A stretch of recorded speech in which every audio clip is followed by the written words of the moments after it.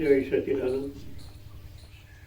शब्द के कंपन अपनी चरम स्थिति पर पहुंचकर क्षकिरणें एक्सरेंज के रूप में परिणित हो जाती है। तब उनकी गति 1 करोड़ मील प्रति सेकंड होती है। कंपन कभी नष्ट नहीं होते, वे भी अमर होते हैं। कंपन जो आपने तरंग जो कंपन पैदा किया वो कभी नष्ट नहीं होते। तभी तो इस ईथर में हमारे ऋषि मुनियों द्वारा शब्द का जो ज्ञान का पिटारा है वो हम उसके साथ तार जोड़ पाते हैं। साइंस कहता है ना, भगवान कृष्ण ने जिस मुख से जो गीता कही गई आज भी ईथर में रिकॉर्डित है। थोड़ा ही समय बचा है, सीधा लाइव आप उनके साथ तार जोड़ पाओगे, क्योंकि वो परमात्मा से जब बात निकलती है तो कारण जगत से बात होती है, तो परमाणु से भी सूक्ष्म संरचना तक जब जाएंगे तब ये ज्ञान अवश्य मिलेगा। अभी वैज्ञानिक भी प्राण को भी नहीं जान पाया है, उनके जो तरंग है बाहर के वहाँ तक पहुँचा है, तो बहुत कुछ जानकारी हमें मिली है। फिर भी जो परमात्मा की ज्ञान की बात सुननी हो तो और भी गहराई में जाना पड़ता है। एक कारण जगत के परमात्मा है कृष्ण, तो कारण जगत माने परमाणु से ऊपर की रेंज पर जाने से ही ये ज्ञान हमें मिल सकता है। भगवान ने रिकॉर्डिंग किया है।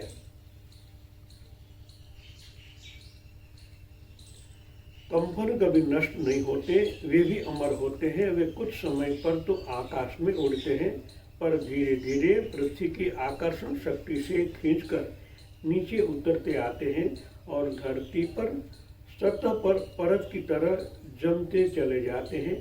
यहाँ भी वे मृत नहीं बन जाते, किंतु सक्रियता जारी रखते हैं। प्रभावित होने और प्रभावित करने का आदान प्रदान इस स्थिति में चलता रहता है।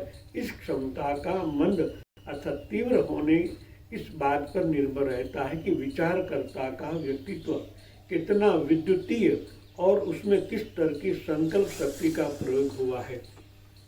आप भी विचार करते हो और महात्मा लोग भी विचार करते हैं।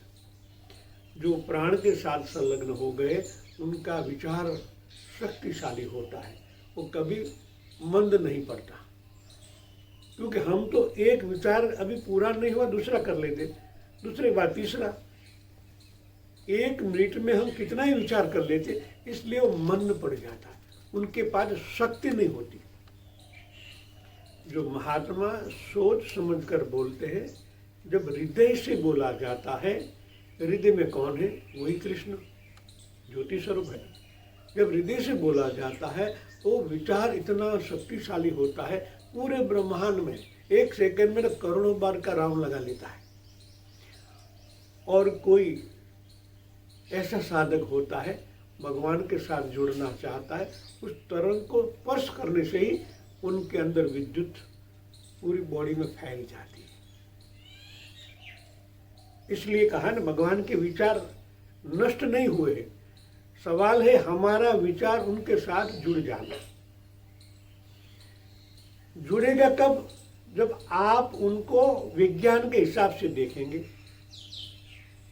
परमात्मा फोटो वाले नहीं है, परमात्मा ब्रह्म है, विद्युत ब्रह्म है।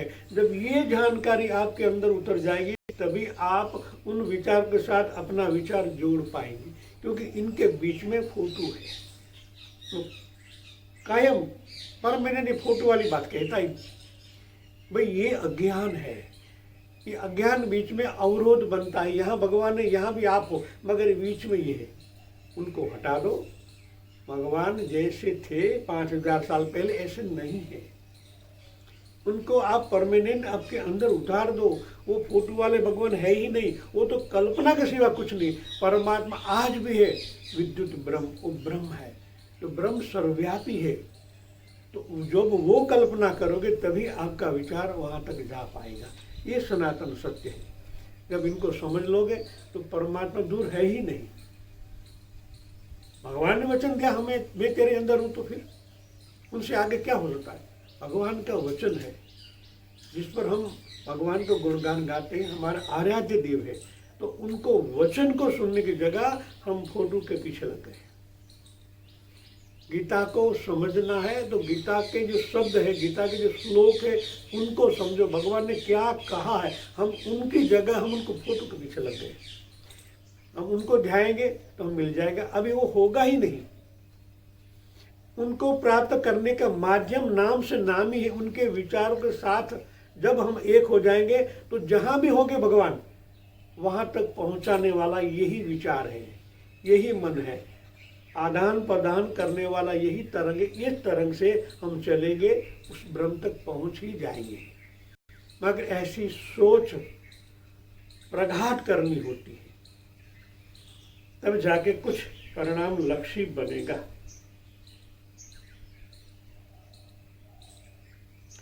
सजातियों का एकीकरण प्रकृति का नियम है। भूगर्भ में खदानों इस सिद्धांत पर बनती और बढ़ती है कि अमुक स्थान पर एकत्रित खनिज एक संयुक्त चुंबकीय उत्पन्न करते हैं। उनका प्रभाव जितने क्षेत्र में होता है, वहां से उसी जाति के बिखरे कण खींचते हुए चले आते हैं और उस जमाव में सम्मिलित होने लगते हैं। उस प्रकार खदान का आकार बढ़ता है, साथ में उनका चुंबकीय क्षेत्र भी। खदानें जो बनती है ना, कैसे बनती? कण कण से तो बनती है। जिस तरह आपके अंदर पित्त के कण होते हैं ना, धीरे के पथरी नहीं बनती, पथरी के ऊपर से आती है, एक एक कण होके पथरी बनती है ना। उसी तरह खदानें भी ऐसी बनती है। आकर्षण अपाकर्षण नियम काम करता है। जितने भी कण ऐसे होते हैं, एक गट्ठा बन गया तो दूसरे कण वहां आके एक हो जाएंगे, तीसरा आया, चौथा, ऐसे करते कर हजारों साल लगते हैं, मगर ये प्रक्रिया बनती ही रहती है। इस तरह खदानें बनती है। कौलसा जो है ऐसे तो बनता है। तो इसी तरह आपके विचार भी स्थिर हो जाए तो ऐसे पॉजिटिव शक्तियां आपको मिली जाएगी। सीधा नियम है। चुंबकीय क्षेत्र है। शब्द, ताप आदि की तरह विचार भी एक प्रकार का पदार्थ ही है। कंपन और गति के साथ जो वस्तु जुड़ी वह पदार्थ बनी। सूक्ष्मता स्थूलता का अंतर तो बना ही रहेगा, इसमें सत्ता में कोई अंतर नहीं आता। खदानों की तरह समर्थ गुच्छकों के रूप में विकसित होते रहते हैं। इनका बहुत प्रभाव होता है।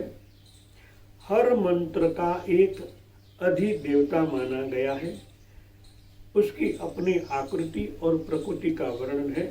मंत्र में शक्ति उसी से आती है और सिद्ध होने पर साधक को उसी से वरदान मिलता है।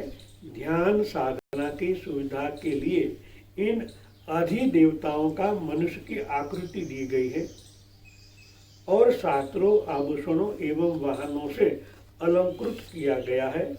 इससे प्रतीत होता है कि वे कोई मनुष्य जैसे ही देव दानव स्तर के होंगे और मनुष्य की तरह खाते, सोते, बोलते और कुछ प्रसन्न होते होंगे।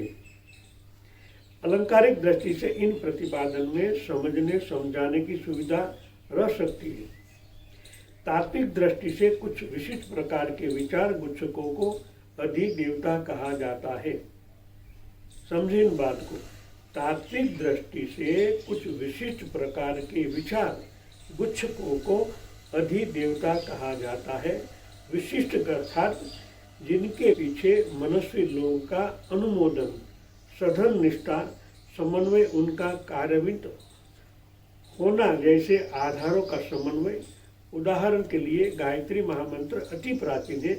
उनकी शब्द रचना का निर्धारण अमुक स्तर के शक्ति कंपन उत्पन्न कर सकने की विशिष्टता को ध्यान में रखकर किया गया है। जिस तरह हम कहते हैं ना, ये सिद्धि विनायक बम्बई में हजारों लोग जाते हैं, श्रद्धा से श्रद्धा बढ़ती है। वरना वही गणपति, तो यहाँ भी गणपति का मंदिर तो है, प्राण प्रतिष्ठा में तो वही मंत्र उपयोग किए गए।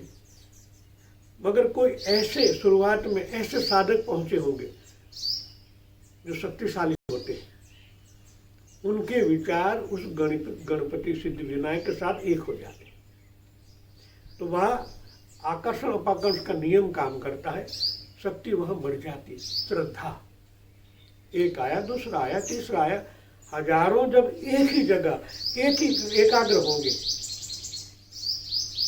यहां से मेरा काम हो जाएगा, इनका भी होगा, उनका भी हो गया, उनका भी हो गया, होता ही रहता है, मेरा काम अवश्य होगा।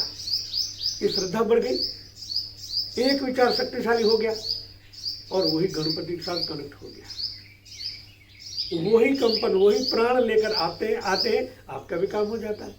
तो आप भी और दूसरे 10 को कहोगे, अरे मेरा काम वहां गया तो हो गया, अरे गणपति तो वही है और हमारे घर में भी वही है और यहाँ भरूच में भी वही है।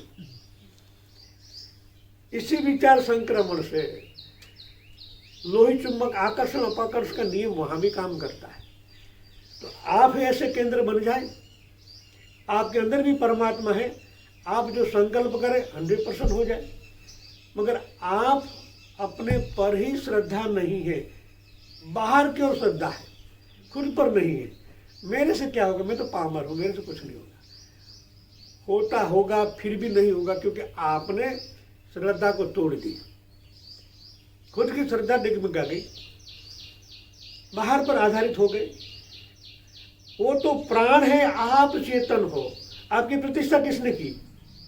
भगवान ने खुद ने की है ना, वो महाराष्ट्र ने मंत्र द्वारा की, आपको खुद को बना है परमात्मा ने, आप उनके ही अंश हो, मगर आप पर ही आपको श्रद्धा नहीं है, तो कैसे काम होगा? चिंतन करने की बात है। जय श्री राम।